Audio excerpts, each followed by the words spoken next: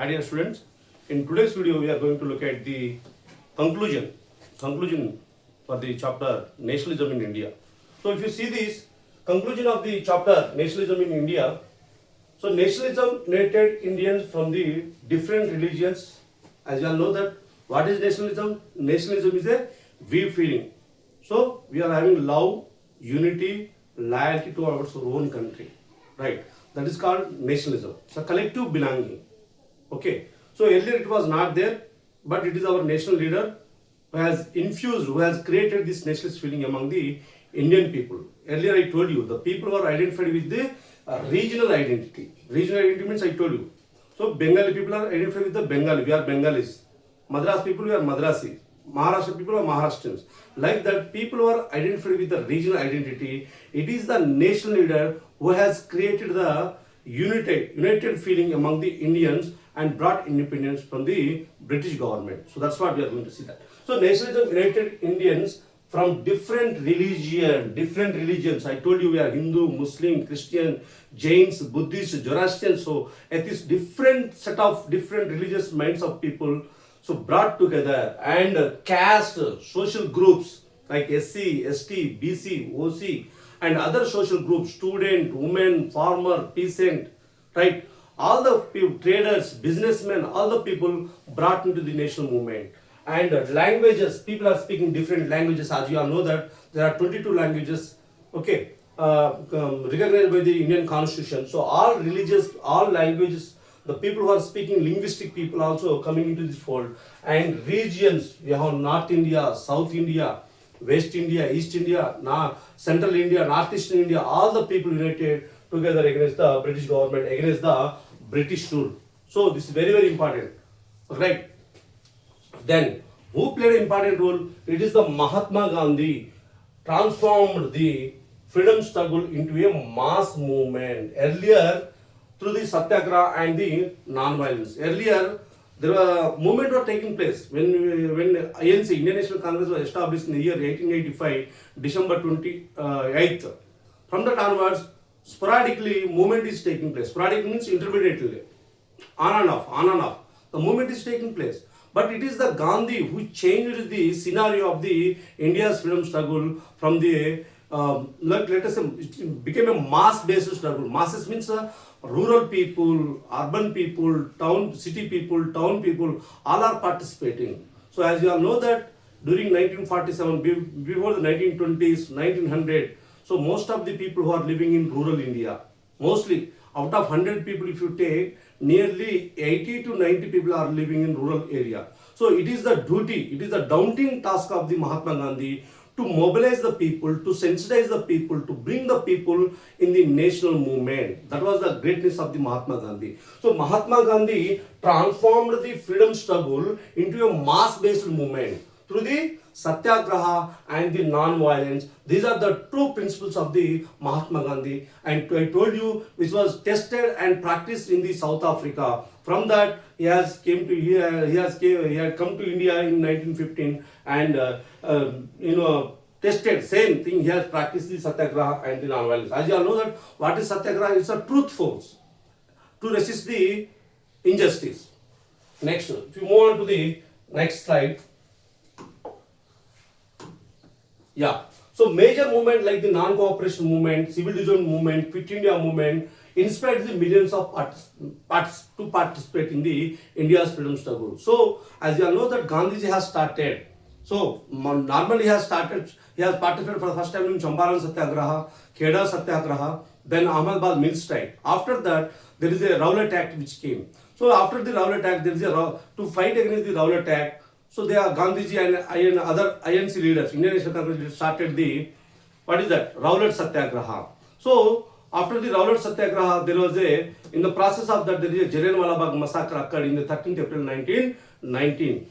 So which shocked the nation. The activities of the General Dyer, the act of the General Dyer, which is shocked the entire nation. And now people of India have thinking that they want to start one wider based movement, one mass based movement for the first time. And that time when the 1914 to 1918 World War is going on. So, okay, in the World War, I told you there are two forces. two groups, Allied forces and Axis forces. So the Allied forces defeated the Axis forces, finally led to the defeat of Germany, Turkey, and other people, right? So Turkey was defeated, and there was a Khilafat, the religious and spiritual leader of the Muslim world was removed by the British government. So Khalifa was removed. So as a result, the Muslim people all over the world has felt very bad. Even the Indian Muslim also very felt bad and started a Khilafat committee. Which committee, Nana? Khilafat committee started, and the Khilafat movement and as well as Gandhiji's non-cooperation movement, INC non-cooperation movement taking hand in hand and started this Satyagraha non-cooperation movement. So we have non-cooperation movement. So we have non-cooperation movement, okay, non-cooperation movement, civil disobedience movement, and Quit India movement inspired millions of Indians to participate in the India's freedom struggle. This is very, very important, Nana. So if you have to write all these things in your board examinations, right? Then different social groups such as peasant and workers and women, student, businessmen, business people, and tribal communities also contributed to the freedom struggle. So various social groups, as I told you, who are the Nana? Different social background of the people, different social groups such as the peasant, worker, women, trader, businessmen, student, lawyers, doctors, right? Even tribal communities also took part in the India's freedom struggle. So national symbols also played a very important role, like Bharata Mata image. I told you who has created the Bharata Mata image for the first time in the year 1905. It is the Rabindranath Tagore. He is the nephew of the Rabindranath Tagore, has created the Bharata Mata image for the first time, right? And after the national flag also played a very important role to bring the people, to create the sensitivity, to create the consciousness, to create the feeling, nationalist feeling among the Indian people. And it is the songs like Vande Mataram movement and Janagana Mana also played a very important role, and other folklore, folk tradition, print culture, all these factors which contributed to the rise of nationalism in India, right? So it says it created a sense of collective belonging. Collective means we people collectively are fighting against the collectively united against the British government, right? So these are the points you need to be highlighted in your examinations. Then coming to the third slide. So newspaper. I told you newspaper like Kesari, Anand Bajar Patrika, right? And we have Bengal Gazette. So and the Hindu paper. So all these newspaper also created the idea, because while reading the newspaper, the people are getting some ideas, some knowledge, awareness about what is the bad done by the British government. Okay, right. So newspaper, literature, some books and magazines. Okay, pamphlet, folk songs.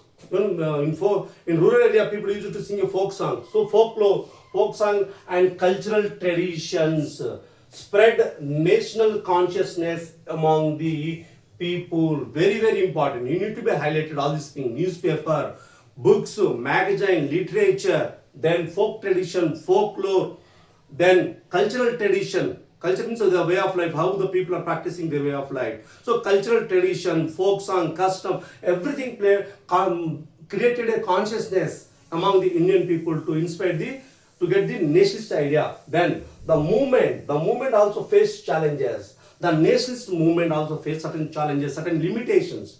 I have already explained the limitations.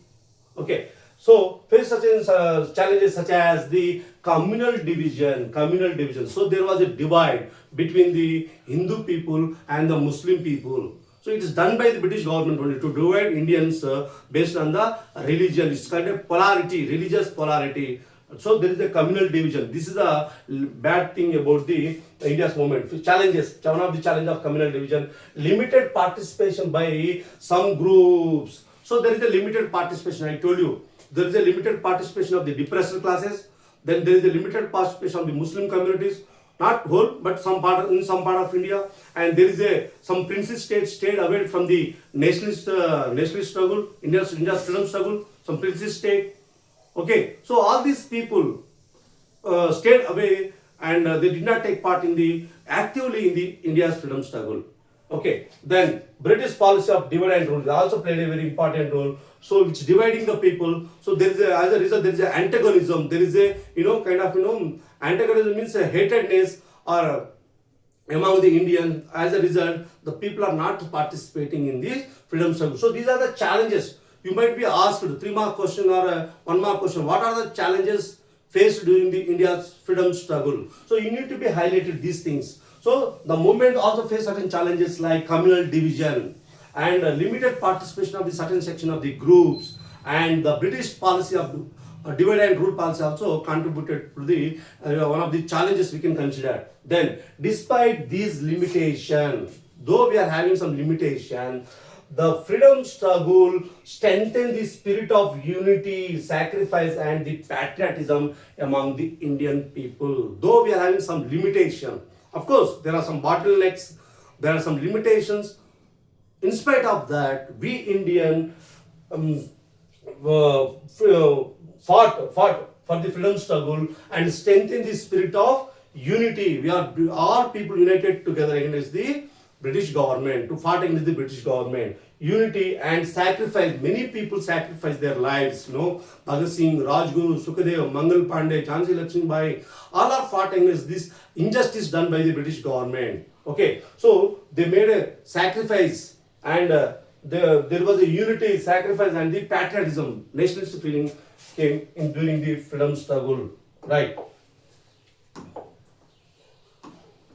Yeah. So coming to this, so the nationalist movement laid the foundation for the India's independence in 1947. It is the nationalist movement which laid the foundation, for the India's independence in 1947. So this chapter teaches you that unity, democracy, equality. What is that? Unity, democracy, equality, and fraternity.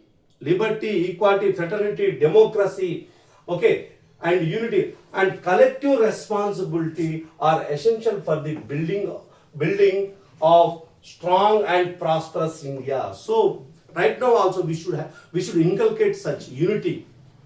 Certain countries are progressing so faster. Like if you look at the China, but in India we are facing certain problems. So communal division still going on, communal polarity, communal division, caste-based discrimination still prevailing in India. So we need to reduce those problems. We need to reduce those issues, and we should work as a united people. Then we can rebuild India. We can rebuild India. Still poverty is there, unemployment is there, illiteracy is prevailing, malnutrition. Okay, so many anti-social issues are taking place. So we need to work together. So these are the we are building strong and prosperous India. So if you look at the one-line summary, what this chapter tells you in one line, if you are asked, tell me nationalism in India in one line or one sentence. So you have to say nationalism in India transformed the freedom struggle into a united mass movement. Nationalism in India transformed the freedom struggle into a united mass movement or mass struggle, inspiring millions of people to fight peacefully for independence and laying the foundation for democratic and united India. So in one word you can say like this. So nationalism in India transformed the freedom struggle into a united mass movement, inspiring millions of people to fight peacefully against the injustice done by the British government and peacefully for independence and laying the foundation for a democratic and united India. So still now we are in a democratic country. Now we are in united India right now. So these are the points which need to be highlighted in your board exam preparation. So with this conclusion, this is the conclusion. I'm not taking much more time because I already explained in all the videos. So if you like this video, please see the other videos also. And if you are having any query with regard to this chapter, Nationalism in India, feel free to ask me so that I can make some other videos also. So this is just a series of videos. Then I will make a one shot video. So in the one shot video, I will cover the entire chapter in one video. So with this I am concluding, and I hope you understood very well. So if at all you are facing any problem, just reach me to in the comment section so that I can clarify your doubts. Thank you all for giving this opportunity.